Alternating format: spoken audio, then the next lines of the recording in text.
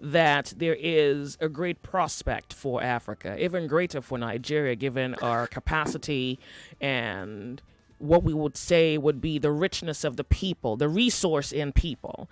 But when a country is saddled with a debt, what's the worst case scenario? Particularly the way Nigeria is right now. I mean, we're not the worst in the world, but how does this affect a growing country? Well, I see the way you laughed about that, but I want to know what you think about the worst case scenario, a country with debts.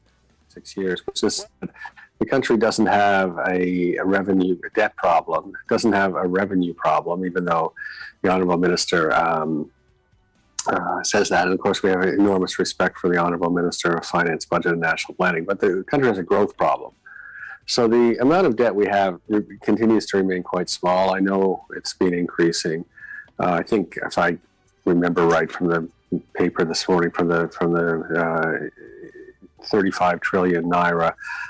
We have fantastic debt management office, but if we don't grow, so it's pretty simple. We need to grow headline GDP. I'm not a big fan of GDP, as people who follow me know, but in this case, we need to grow headline GDP, and then of course that creates the conditions under which we get more tax revenue. And very quickly, if we grew at 6 or 8% for a few years, no one would be concerned about the debt. So the issue from our perspective has always been the growth. And I think the question that the federal government, well, all levels of government and every Nigerian, but particularly the federal government should be asking is, why aren't we growing 6 to 8 or 10%? I mean, the governor of the central bank, governor and the affiliates come out and said we should be able to grow double digits. China did it for many years. There's no reason Nigeria, with all its attributes, can't do it as well. So for us, it's always been a growth problem. And if we grow at 2 or 3% a year, and of course that's below the population growth, it just puts enormous pressure, because you're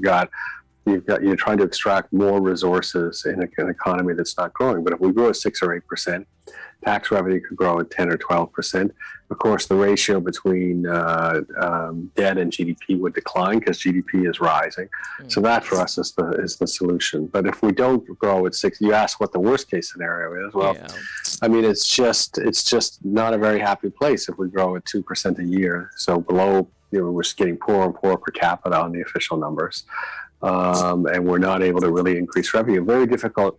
I mean, the government obviously is very focused on enhancing revenue, but in a situation where the average per capita income is declining, it's very hard to take out more revenue. That's a difficult situation. It would be much easier for everyone, for all of us, if the economy is growing, then people can take more tax resources up, particularly because if the economy is attractive and there's growth opportunities, people will want to move from the informal to the formal economy because they have the opportunities for growth. Of course, when they're in the formal economy, they start to pay taxes. And I've seen this play out before. I mean, people know who follow me, I've lived in China for 10 years, so 98 to 2008. And you could see when I was in Beijing, you could just see the economy was growing, and then tax revenue was growing 10 to 15% a year, because more people wanted to be in the formal economy because of the opportunities it presented in a growing economy, and then tax revenue naturally. So that's the solution for us, is we need some headline growth in GDP. And 6 to 8% for us is the minimum.